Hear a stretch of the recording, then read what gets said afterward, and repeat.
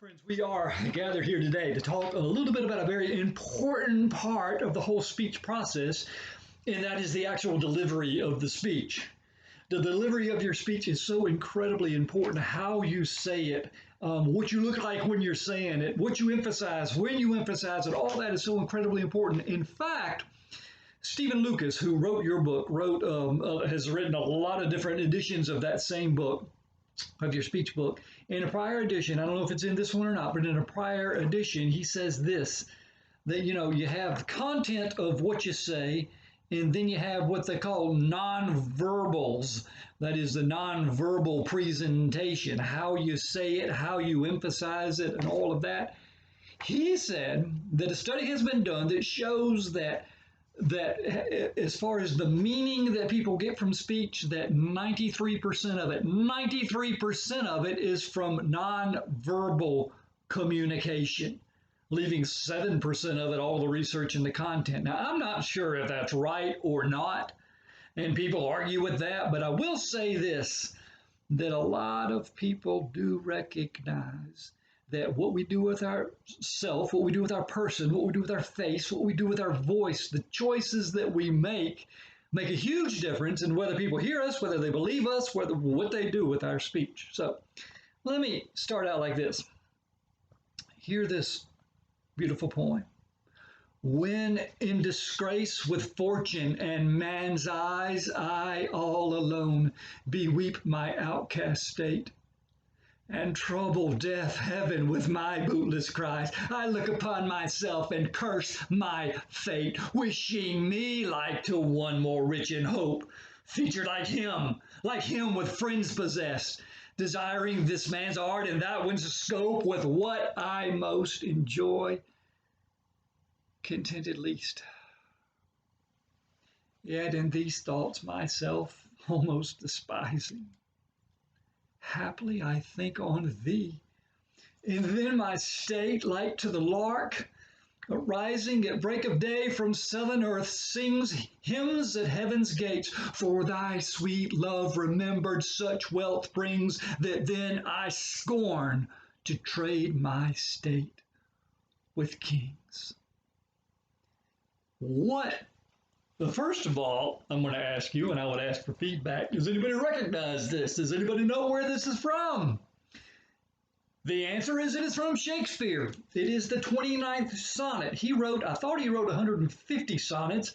I read just recently that he read 154 sonnets. This was sonnet 29, one of his most favorite. So what in the world am I saying? What in the world is it about? Do you know? Let me do it again, just kind of quicker. When in disgrace with fortune and man's eyes, I all alone beweep my outcast state, and trouble deaf heaven with my bootless cries. I look upon myself and curse my fate, wishing me like to one more rich in hope, featured like him with friends possessed, desiring this one's art and that one's scope, with what I most enjoy, contented least. Yet in these thoughts myself almost despising, haply I think on thee, and then my state, like to the lark arising at break of day from southern earth, sings hymns at heaven's gates. For thy sweet love remembered such wealth brings, that then I scorn to change my state with king. Still any idea what he's talking about? Well, all that about this man's art and that man's scope, a part of what he is doing is he is seeing the talent of other people. He is seeing how other people are blessed in ways that he does not feel that he is blessed. Then it has got him down, and he's despising himself and thinking that he is not enough. And then at the end, it turns into a love poetry. Happily I think on thee, and then everything is good as I think of your love. It's kind of what that poem means. Why did I do that? I did that for two reasons. One is to remind you that how you say things, how you emphasize things, how I emphasize things matters a lot. And when he's talking about the sad stuff and all of the stuff at the beginning where he says that I'm not worthy, I can't come close to what they can do, you got to make people feel that and see that in your voice and see that in how you speak. And when it comes to the happily I think on thee, that is a good, wonderful time, and should show it in your voice. So that's one thing. The second thing the reason I did that is this, that I went over that sonnet, and then I went over that sonnet again. And if you were to look it up, you could read it. What this emphasizes is the difference in the spoken word and the written word. The spoken, let's just say the written word, when you're reading a book, when you're reading a magazine or a textbook or whatever it is that you're reading, if you don't understand something, what can you do? You can go back and read it again.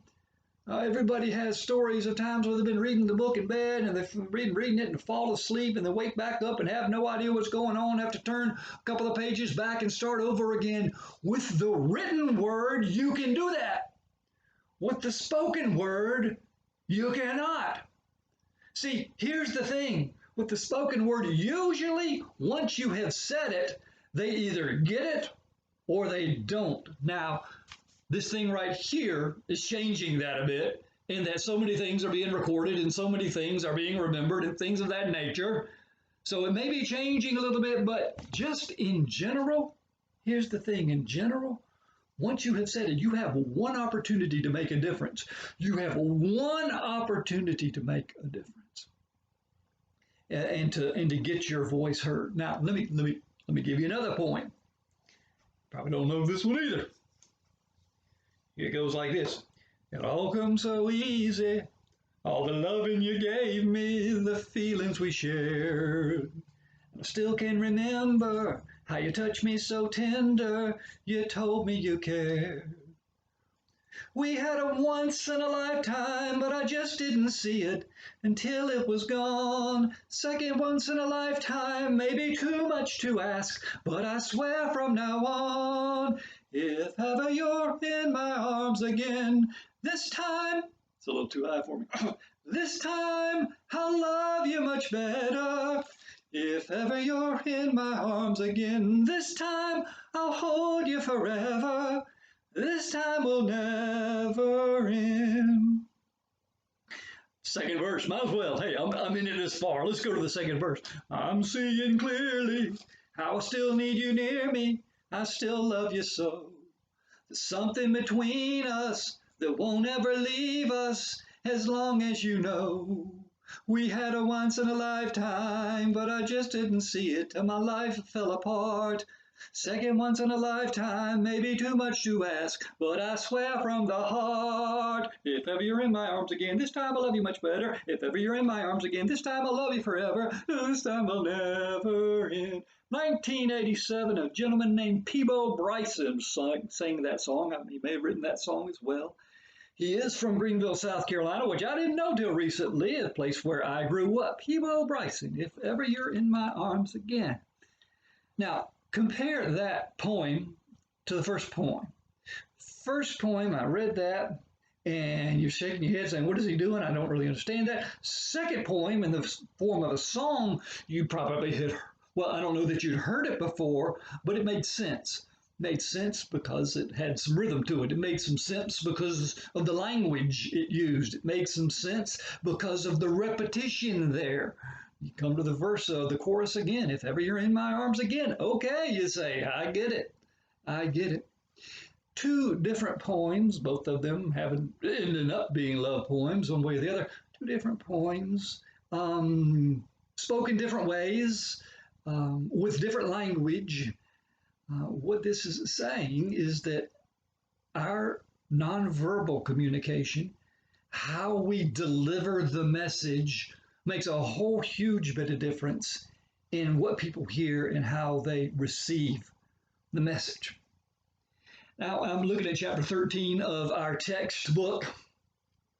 And basically, you're probably watching, you may be watching this before your first formal speech, and you may be watching it after, depending on the semester, depending on how it goes.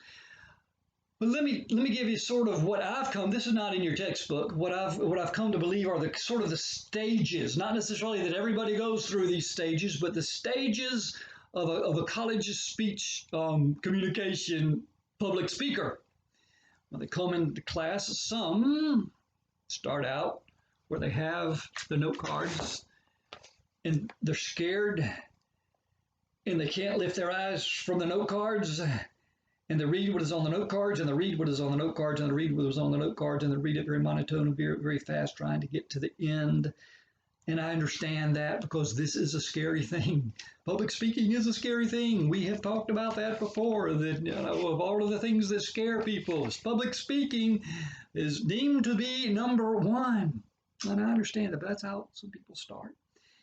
And then the next stage is kind of you're sort of still much into your note cards, but you're able to look up some and you're able to talk some and you're able to look up some to the audience. And that's your good goal. Your goal is to have good eye contact with the audience.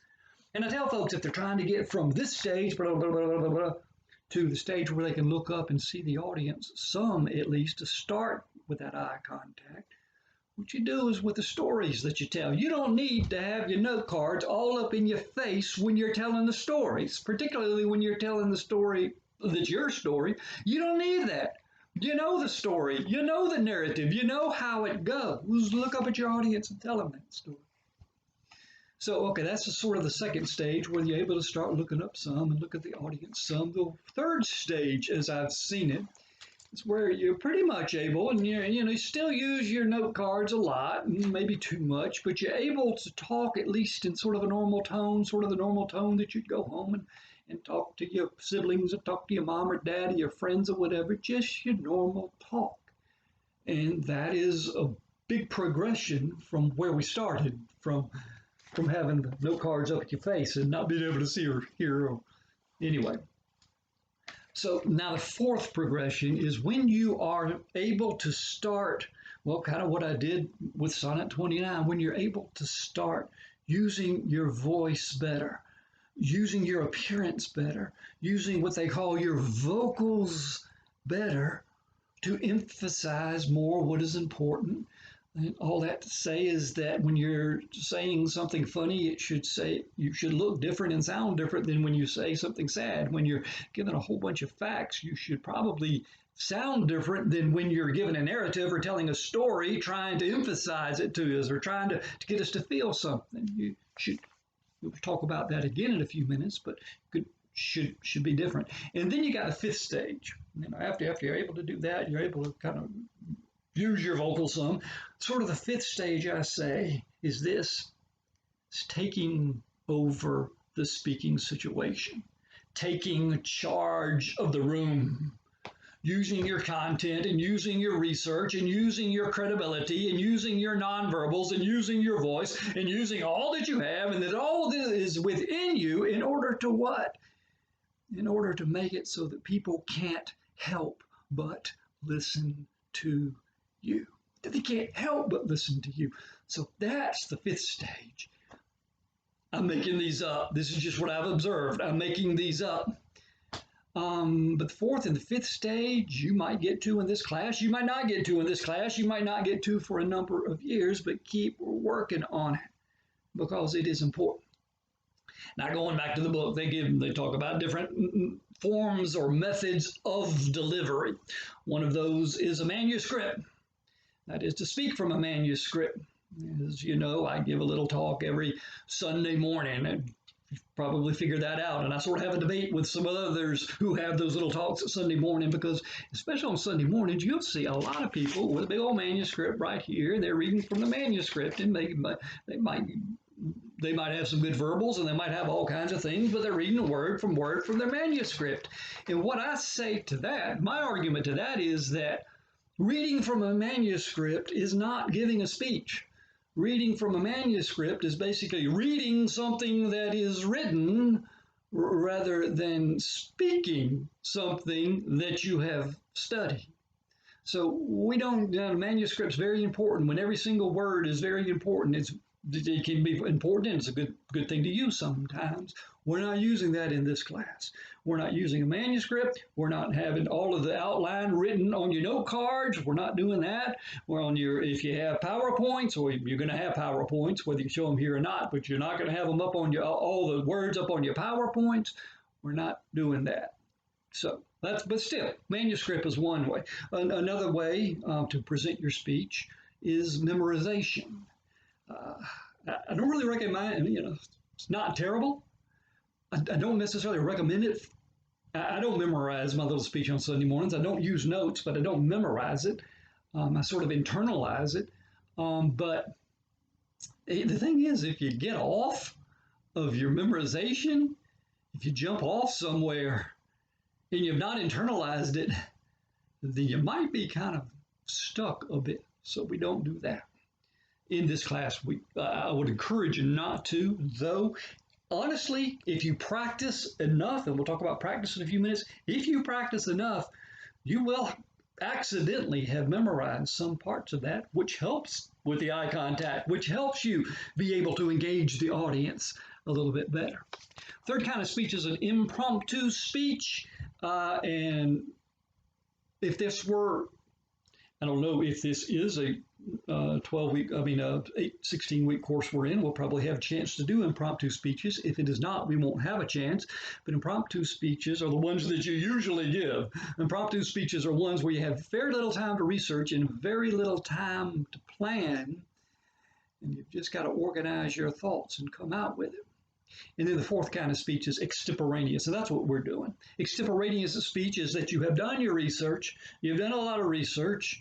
If there's an issue that you're researching, you've researched both sides of it, that you have done an outline, that from the outline you've come up with note cards that you practice and practice and practice. And with your note cards, able to glance at your note cards, you are indeed speaking extemporaneously, not with memorization, not reading it, not without any preparation at all, like the impromptu speech, but you are speaking extemporaneously.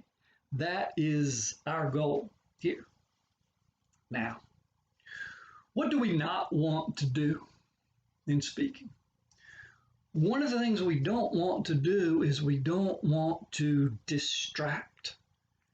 We don't want to distract by how we say things. We don't want to distract by what we wear. Don't, just wear, you don't have to wear a coat and tie. You don't have to wear your best son's dress, but dress neatly, dress nicely. Don't have the cap on. Your shirt probably doesn't need to have any logos on it or things like that.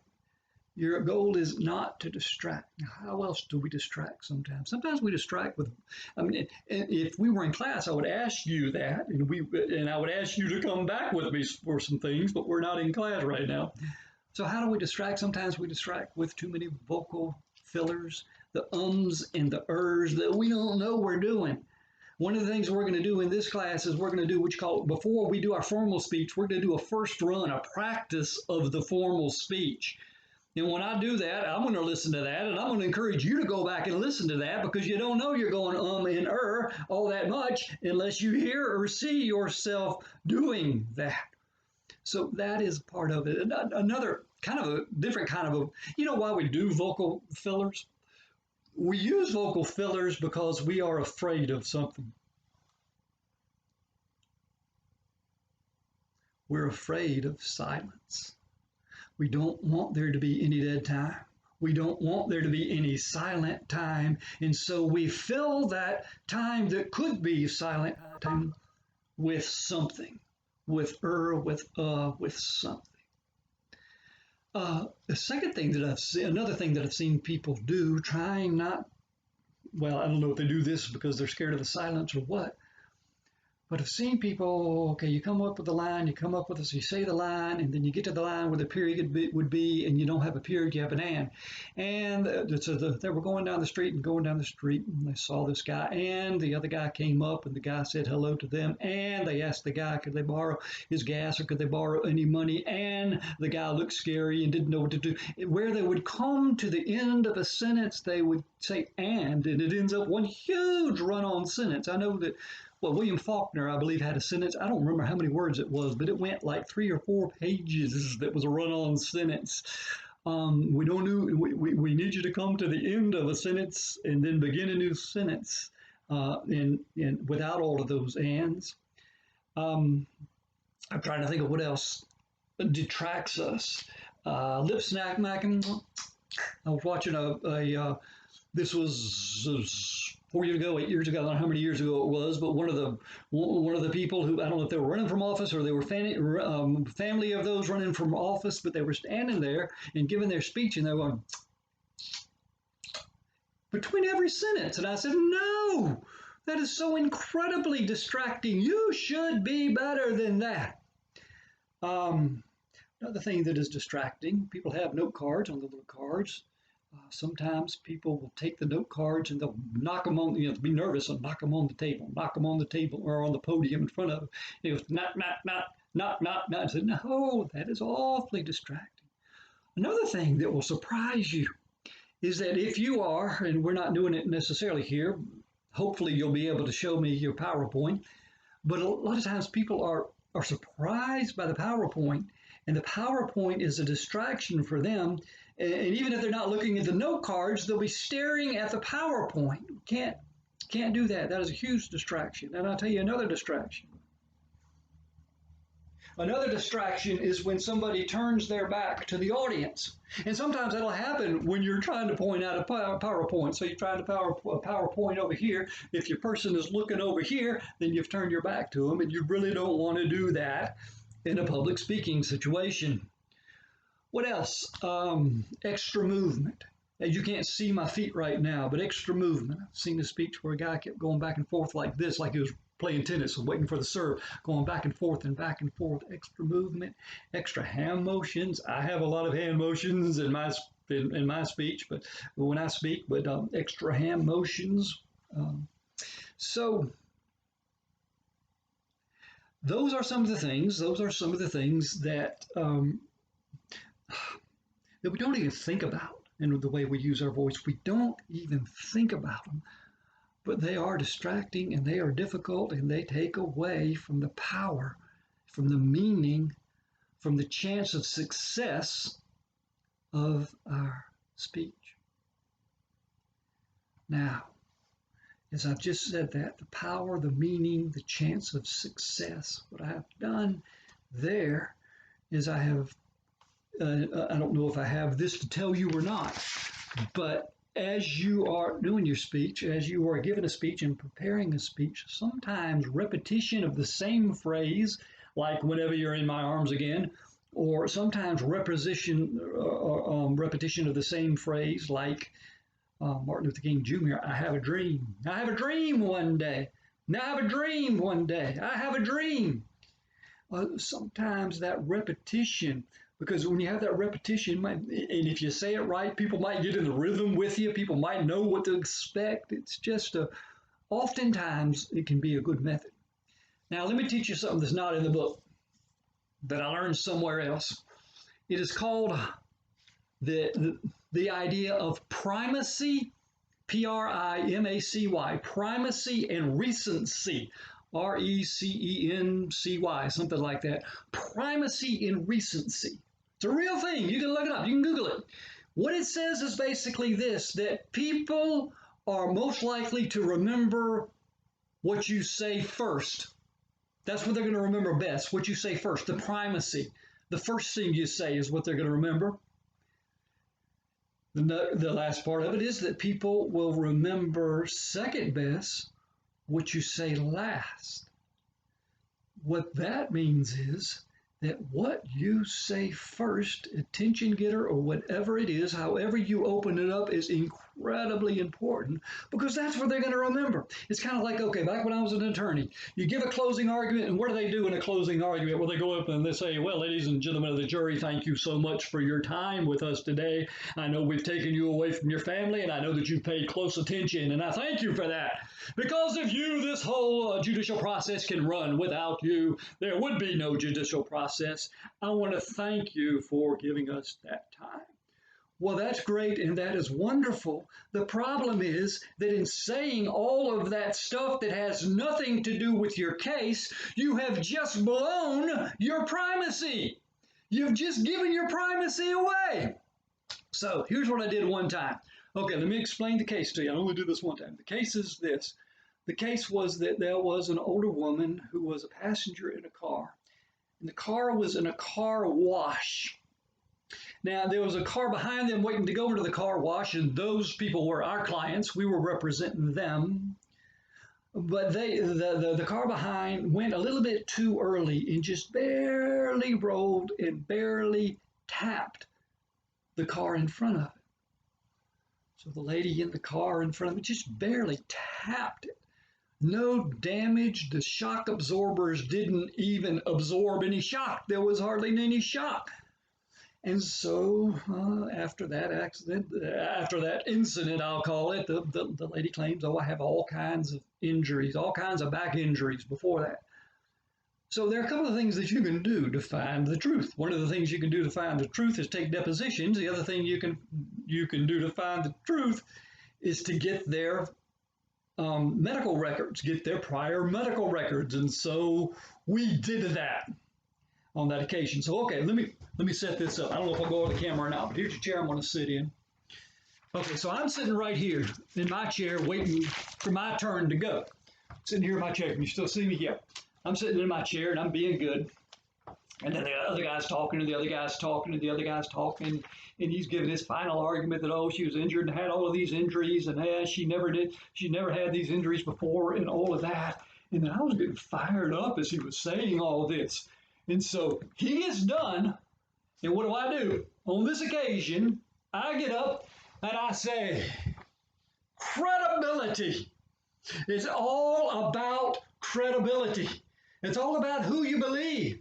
Now, our client tells one version of the story, and their client tells another version of the story, and it's for you, the jury, to figure out who you're going to believe. Who are you going to believe?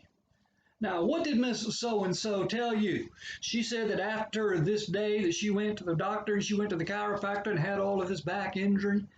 Well, do you remember, not yesterday, but 2 days ago, I asked her in court, I said, Miss So-and-so, I said, have you ever had back injury before? She said, no. I said, have you ever been to the doctor for back injury before? She said, no, I never have.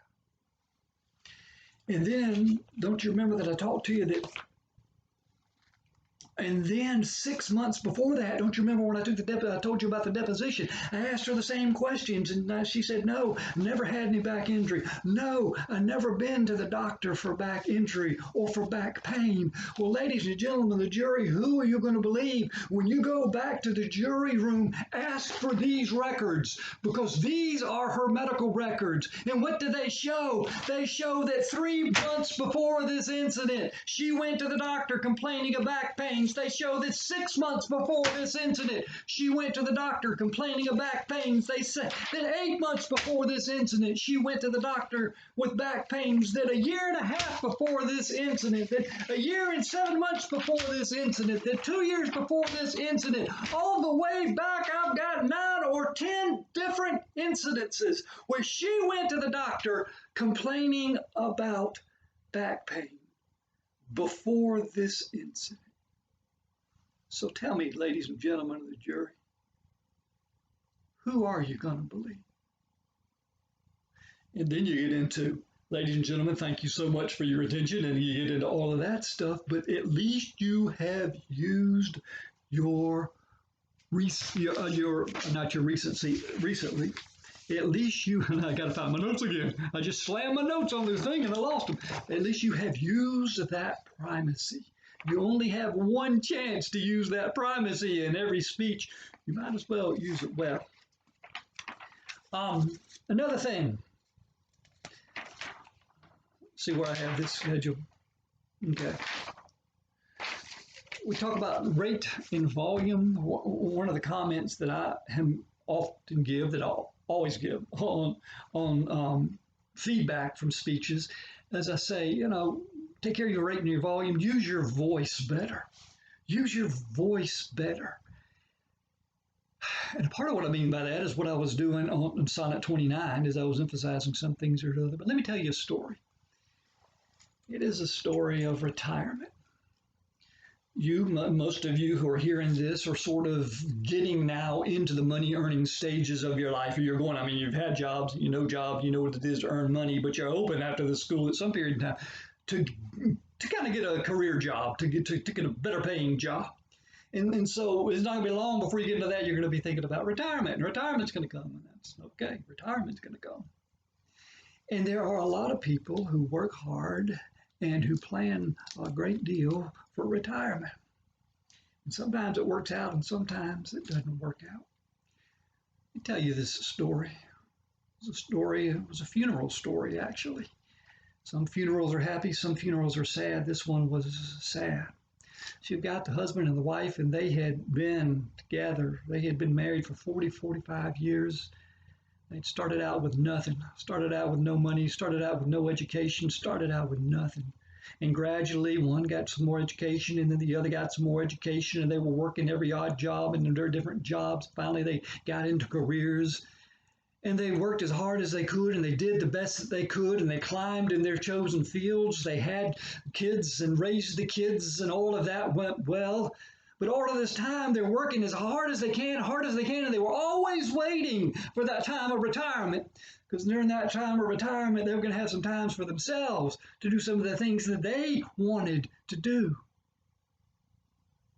And then finally, that wonderful day came, and the wife had already retired, and the husband retired, and they celebrated, and they cheered, and it was a wonderful time and a wonderful event. Finally, he was free. Finally, he was able to go do what he wanted to do. 1 month later, a heart attack took him. The pastor was there a couple of days later, getting ready to walk into the church with the family and talking to the wife, and she was very, very sad, as she would be. And she said, "Preacher, preacher, preacher, it's all over. It's just all over." The preacher looked at her and said, What's wrong? What's wrong, Miss Nell?" She said, "It's all over." She said, "We were just about to book that trip to Europe that we never got to go on. We had already bought those theater tickets because we were never able to go to the theater back in the day when we had families and were working 60 hours a week. We were about to book a time in Florida with our grandkids for 2 or 3 weeks this summer, and now all that's gone. All that's gone.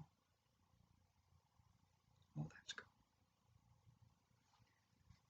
Using your verbals, using different volume, different pace, different expression in your voice and on your face to demonstrate different parts or to emphasize different parts. You know, you're talking about, okay, growing up and they did all of this and they did all this, you get in a little rhythm here.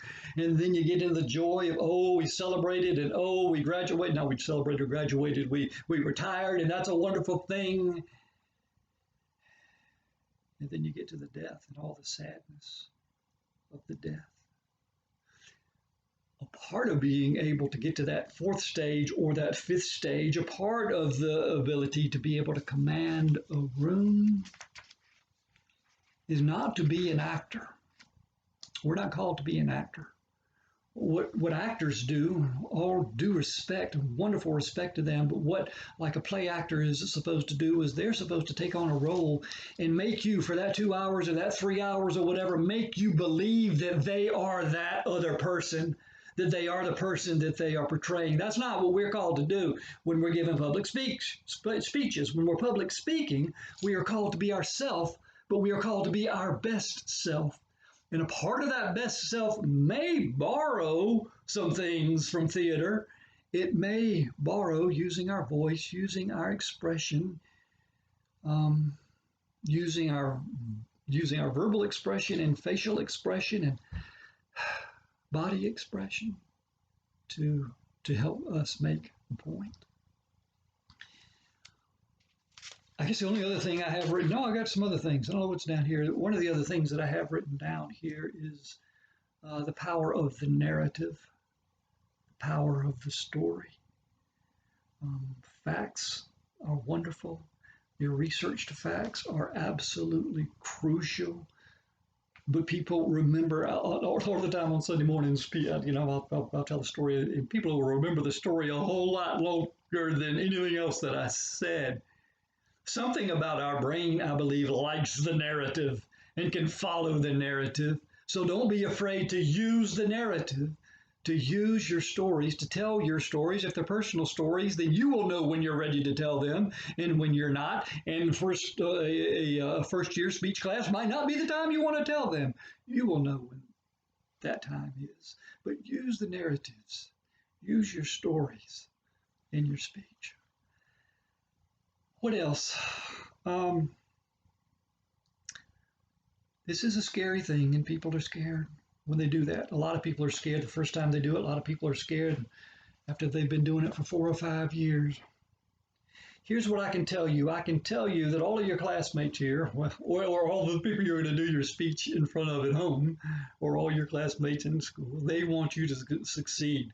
They are expecting the best from you. And then the interesting thing is that a lot of times when we make mistakes, they don't hear them. Or when we know that we got something wrong or whatever, they oftentimes don't hear them.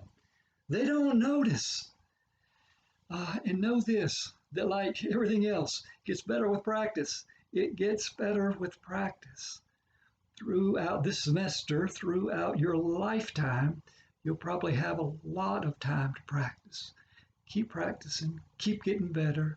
And you can make this a wonderful tool for you to use, not just this semester, but forever. Okay, practice, practice, practice. That is the thing. Practice, practice, practice. I have my little speech on Sunday. Do you know what days that I practice that speech? Every day that ends in the word day, I practice that speech. Every single day. Practice might not make perfect, but practice will help you a whole incredibly lot. And I and your audience can tell whether you practiced or whether you're just trying to act like you practice. Put in your work, put in your research, put in your practice, get that delivery down. Give me a wonderful speech. I'm going to sign off now. 36 minutes. Oh, 3 more seconds, 2 more seconds, 1 more second, 37 minutes. Bless you. Bye-bye.